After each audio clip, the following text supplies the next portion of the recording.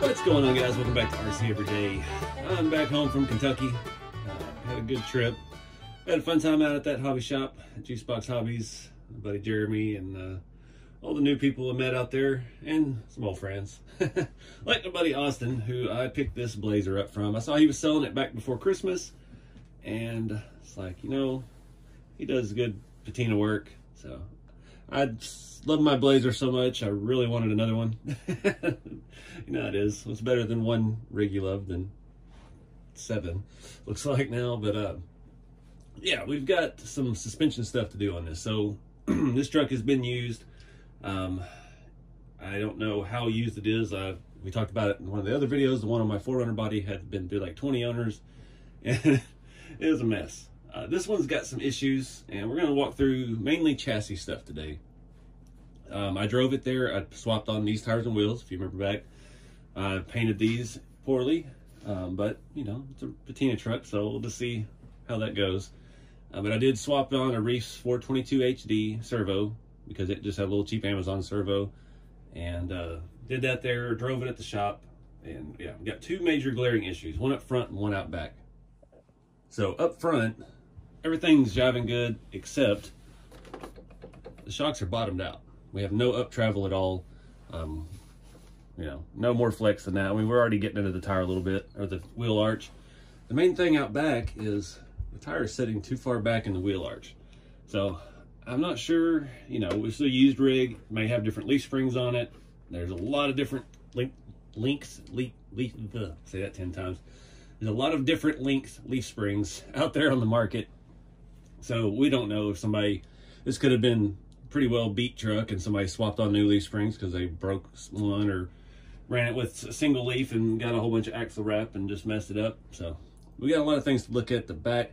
So of course we're going to start up front, pull the body off here, set that aside because we're not going to do any body things with this. This truck is pretty well squared away. Our original plan was to do like the Forest Service. I still might. I haven't. The stickers I bought were water apply, and I just didn't like the finish. They weren't good. So I'm not really, I don't know. I planned this whole build without ever having seen the rig. Now that I've seen the rig, I don't know. Let's just see where it takes us. I don't like to shoehorn into a theme. I like to just kind of follow the builds and see where they go. And that's especially handy with like the rat rods and things. You know, you have an idea and you start building towards it, and it looks a little bit different in real life, obviously. So you just kind of go with the flow, and they turn out how they turn out. And I've had a pretty good success rate with rigs turning out cool. So I don't try to push the theme on it. So we'll just see how it goes. I'm gonna pull the body off here. I did already out at Juicebox Hobbies swap on the grub screws so we don't have to take screws off. I've got pins out of the back, so we should be able to just pop this thing right off. All right, so as somebody pointed out in the previous video, these were the Yoda inner fenders, not the Chevy ones. Works just as well, but we're gonna be changing out the front shock hoops. You can see that shock is bottomed out right there. We still have some clearance issues with the servo, but we're looking at about, I'd say almost 10 millimeters of clearance right now.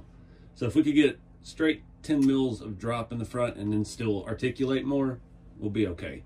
When I installed the servo, I went ahead and threw some 3 mil spacers in there. That's kind of the standard I do on these. I raise it up just to get our linkage and everything a little more parallel in the front. So the stock shocks, these are designed to sit higher, and that's the thing. That's why so many people get discouraged with TF2s right out of the box. They sit up really high. They come with the scale tires, and they're super stiff. So once you break into leaf springs, it runs better. It will adjust the wheelbase a little bit front to back as the leaf springs de-arch, basically. But in the rear, we're just having a little bit too much because my blue Blazer, it barely has any rearward shift, and it's got a ton of flex. And yeah, this one sets at ride height, basically higher or further back than mine sets all the way squatted. But we're going to focus on the front. Typically I'll buy directly from RC4wd. I got these Jalan 2 front hoops. So you remember the Jalan 2s, the Land Rovers, the FJ40. They share a lot of parts with the TF2 because it's RC4wd. They kind of, you know, same. So the front shock hoops are taller, and they have 2 sets of mounting holes, and we'll play with whichever one we put those in. But it gives the shock more space. So the shock, we can keep the same factory shock and just raise it, the mount up. Still clears under the hood. It's going to interfere with these. We'll have to trim these out a little bit. But yeah, this off-brand. I don't know. I bought these on Amazon. It didn't say it was an off-brand. Didn't say it wasn't, but I felt a little deceived by that because they were about the same price as the RC4 drive ones, but I could get them quick, and that's why I went with that. But they had good reviews. I went back and looked at it after I got them. Like, what is this? DJX, or is that Dix? I don't know. It's just some off-brand, little deceptive Amazon stuff, but I got it one-day shipping, so they were here when I got back home. So start swapping those on. We shouldn't even have to take the bottom shock mount off. Got to figure out how to trim this and how much clearance we need for the shock and everything up top. So let's get to work. Oh, used rigs are so much fun. So second screw stripped out. That was in there tight.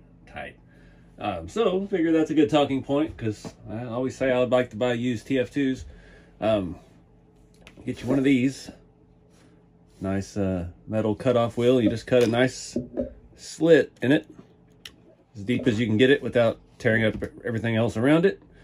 And there's a zip tie that's been painted black.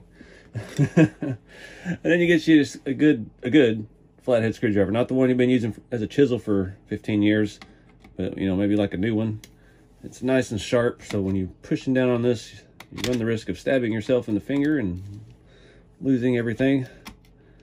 And you just work it out like a flathead screw, and hope you have another screw the same size to replace it with. I'm guessing on this one we could probably come back and put some scale bolts in there, at least like ones like that you can see in the inner fender. I like to swap out first. I used to get my rigs and I'd go through, tear it all the way apart and put it all back together with scale bolts. Now it's just kind of a, well, we got to take these off, let's put some scale bolts back. And then over the years they're completely full of scale bolts, and works itself out. I forgot this has Yoda ones. They're not too worn out, so hopefully this truck hasn't been abused too much. Leaf springs do look pretty clean and new, so I don't know if any of them are the right length. And I don't have any that are labeled, so we're just going to be trial and erroring, trying to fit that in there. So anyways, got the shock the shock head bolt goes all the way through. There's a spacer and stuff that go on the bracket. Let me cut this one open and see how it goes. I really wish there was a good use for the standard TF2 front shock mounts, because I have a bucket of about 20 pair of them. So we're going to need the trim right up in there, and a little more for the shock. I love Lexan dust.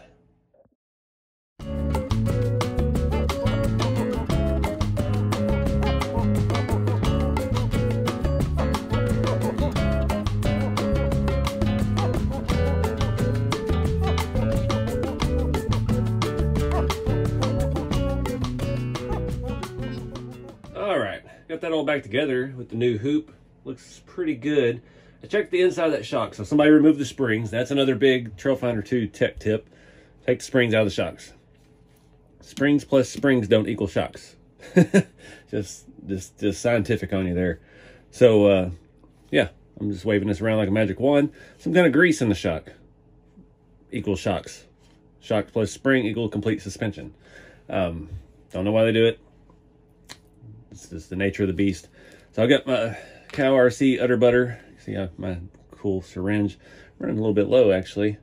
I'm not going to fill this up. We want to get it in past the threads, which that does not reach. We got absolutely nothing. It's my butter clogged. Oh, there we go. I did that with the shock compressed. I'm trying to get it to suck it down in there. It's not working.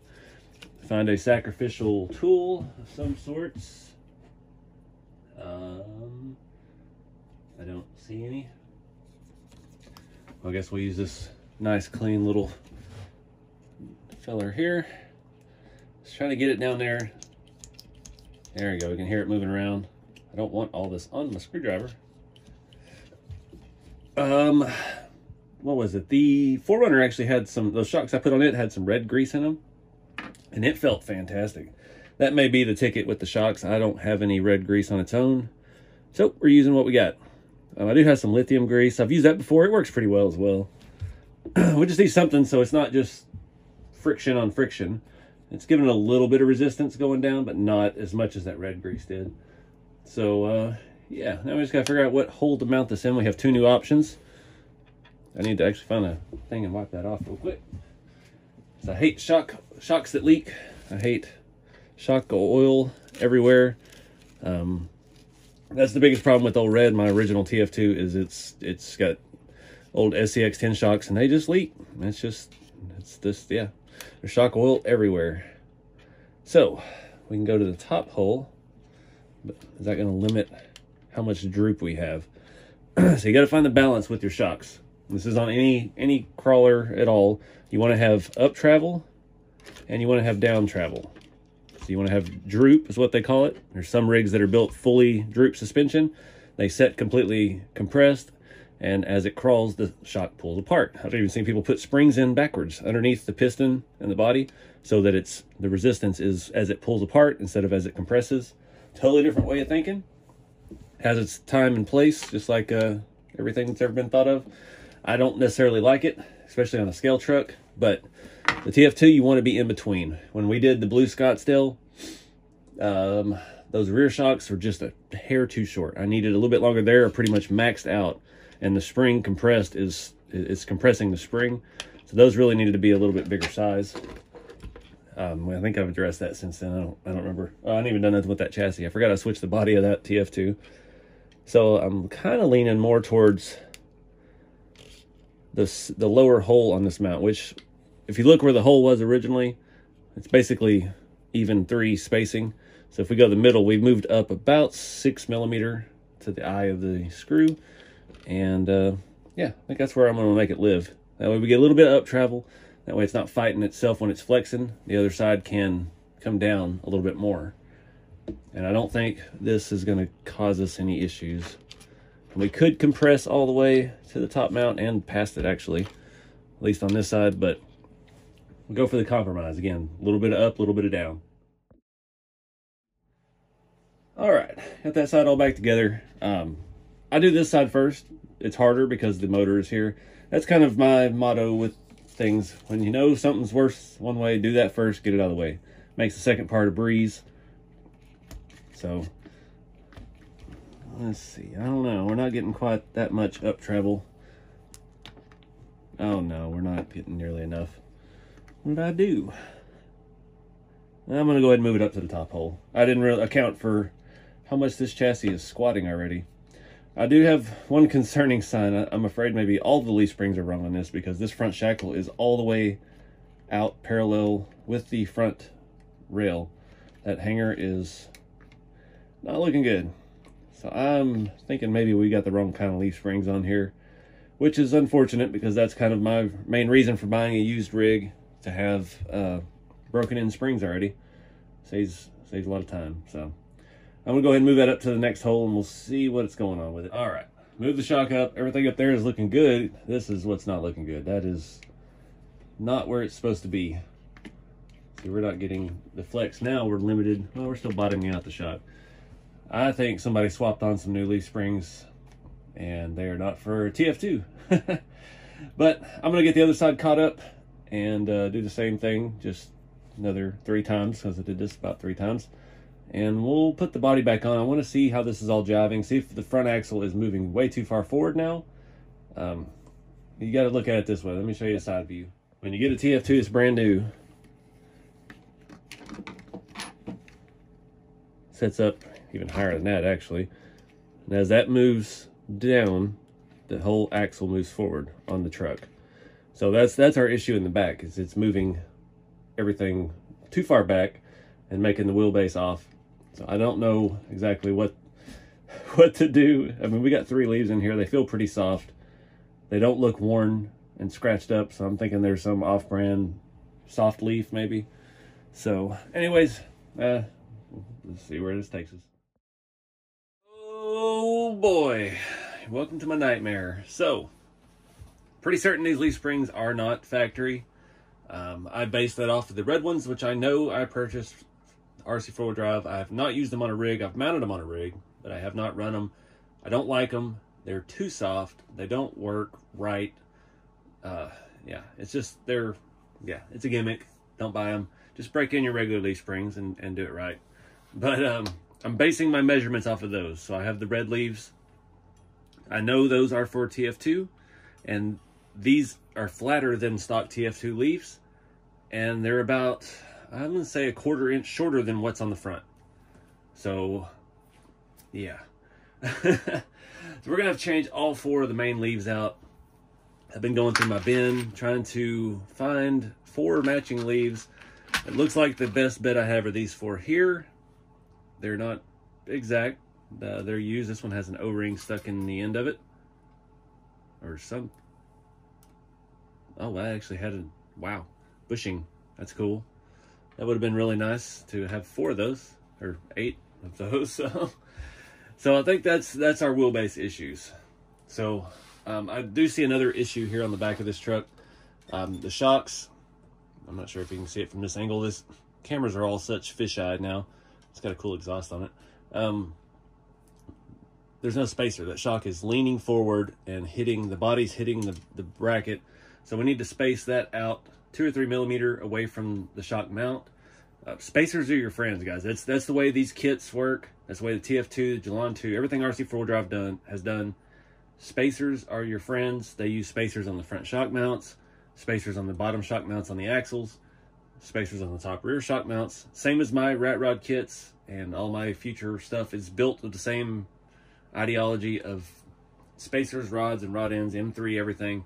It's kind of just how it works. It works, you know. That's to me, that's the scale architecture that scale trucks are built on.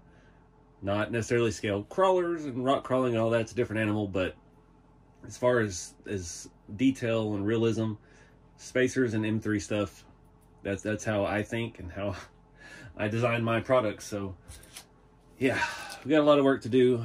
I am going to start on the back. We're gonna leave the front right now. I know it was a little close to the front of the fender, the tire was, so it looks like our shock is a little bit lower at the bottom, a little bit further forward. You can see it, how it angles with those mounts. Yeah, I just put the front back together. I'm not eager to take it apart just yet. So I'm going to take these 4 out now while we're talking about it. These 2 are actually pretty close, but you can see it's just a difference in the arch. Look how much shorter that is. And that can adjust your wheelbase enough to where your tire hits your fenders. And there's just no way around that. So, put all these up. Got 4 good ones that are somewhat matched. We're going to go from there. And just fingers crossed that the wheelbase looks good. These are used. They still feel pretty stiff. I don't know what they were on or where they came from. I mentioned it somewhere before. Back when I built the Rat King hauler, the trailer, it's leaf spring rear suspension. All 3 axles on the trailer are leaf springs, and I bought every off-brand leaf spring. I buy even Tamiya high lift springs, 1202 springs, everything from China. So I bought probably $250 worth of leaf spring sets off the internet to find 6 that would work together, and those are actually a lot shorter than the ones that go on the TF2. They're more of the wheelbase for the Tamiya high lifts, but the ones for the Tamiya high lifts, which I think I had one in here, which I've already buried, they are super, super arched. Just, that's not even one, that's a longer one, but they have a ton of arch to them. They almost come like that. It's ridiculous how the high lift, I guess that fits the purpose, but yeah, I got my work cut out for me. I'm going to go ahead and throw some M3 spacers in the top of the shocks. We're going to change the rear main leafs out to this. We're going to test fit the body before we do anything with the front. The front is working pretty good. Those shocks would still work. Those springs would still work with our current shock setup. But if the wheelbase is off, the wheelbase is off, and we got to change them. So let's get started. All right, guys, this is the easiest way to do this. Just take the entire rear assembly off completely, and boom. So these are definitely aftermarket springs. They feel great, the pack looks great, but they're just not the right length for this chassis. You can see these are quite a bit shorter. They're about, let's say a 1/4 inch, well, maybe a little bit less on each end. They have a little more arch, obviously, but that's just how it is. So we're gonna run these.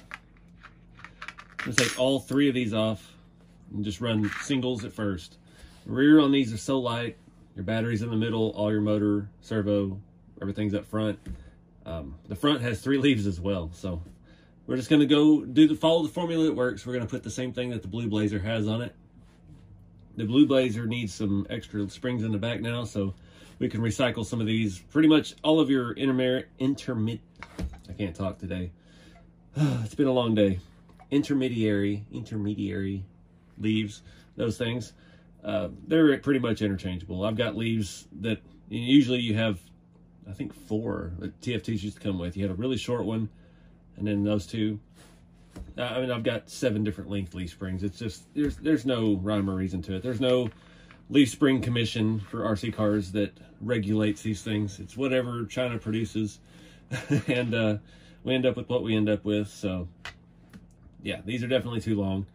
Again, we're gonna look at the front later.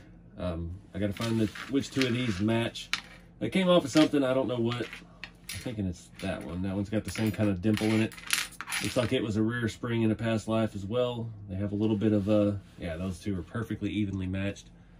That's the only way to do it. There's just no, they're not labeled. There's no rhyme or reason to any of it. You just gotta kind of feel it out. Use your old eagle eye and make it work. This has nuts on the bottom, which makes it always a little extra fun to take apart. But like I said, we're gonna run single leaves in the back. These shocks have absolutely nothing in them as well. They're just metal on metal. So we'll be doing the same grease trick that we did on the fronts. Yeah, thinking we'll have a pretty good truck. This truck does have the Bauhaus shackle mounts on the back. That does change the angle. Austin told me he put those on there because the leaf springs were acting wonky, and we know why now. They were acting weird because they're not the right leaf springs.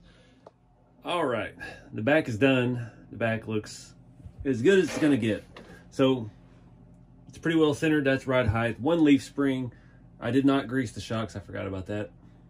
Dang it. You can see when it's tucked, it still moves back enough to hit the 1/4.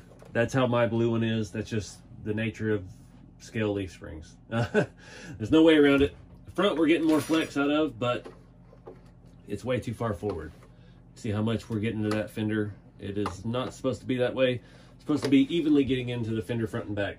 So we're gonna do the front leaves as well. I'm gonna take the smallest leaf out of that and leave the medium and the large. Again, all the weights up front on these. I think that's gonna do the trick. It's gonna lift it up a little bit, but it's gonna set just like my blue one. We'll show you at the end when we get there. Yeah, I need to, well, I don't know. We'll leave it springy. We'll leave the grease out for now until we wear in those leaf springs a little bit. I hate that strap hangs down for the battery, but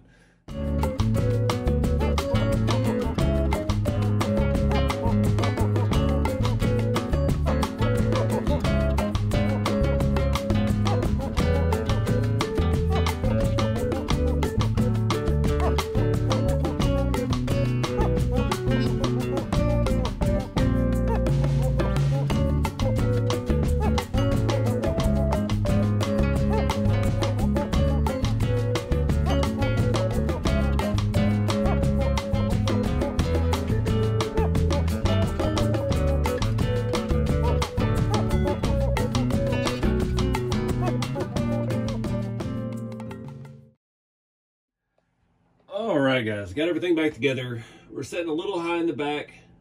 It's just going to take those springs a minute to break in because I only put the regular 1 leaf, the main leaf in there. There's not any others. Front 2 leaves, but wheelbase is good. Everything is aligned as good as it's going to get.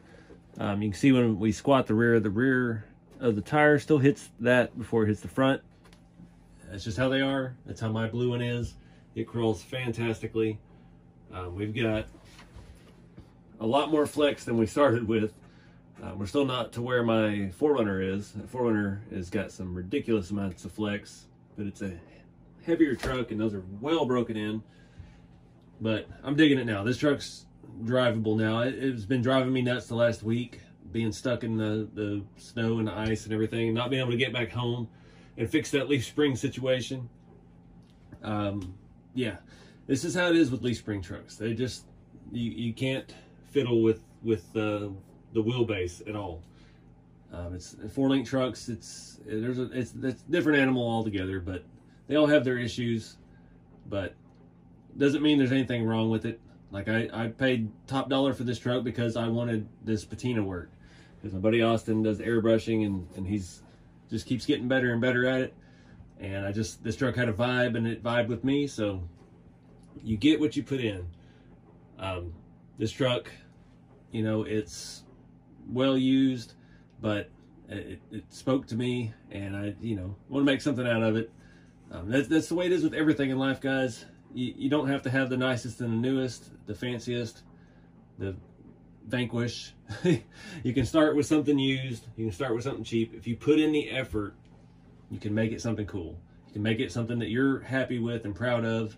And when you do all the work yourself, that makes it even more special. I just heard it started raining outside. Goody. But that's how it is. That's my life lesson of the day. I think Kid Rock said it best in 98, 99. You get what you put in and people get what they deserve. It ain't up to you to decide. You just put in the effort and the things that you like. Do what you want to do with what you've got. Make the best of your situation. Live your life and keep it scale. So again, it's been below freezing most of the day today. I can't get out and crawl this thing. We've got the 4Runner completely modified now. We've got this completely modified now. So we've got 2 rigs ready to go out. I'm pretty sure I'm going to go ahead and say it. We've got the new 85 extra cab RTR that needs to go out and be driven. So we're going to have a trail finder day out. It's got the right style. It's got to get the mirrors pointed in the right direction. After a couple drives, this back will soften up again with 1 leaf. So not worried about it having a little bit of a rake. But yeah, I'm pretty excited about it. So I guess I'm going to wrap this video up here, guys. Just more Trail Finder 2 Tech. Keep it scale, guys. Get out there and do something fun with the hobby. Make the best of what you got. Don't worry about what everybody else has. If you got a TF2 and it's stiff as all get out and you just can't get out there and run with the SAX10s, work on it. Tinker with it. There's a way to make it fun. It doesn't have to be a comp crawler. But I'll see you guys in the next video. Peace.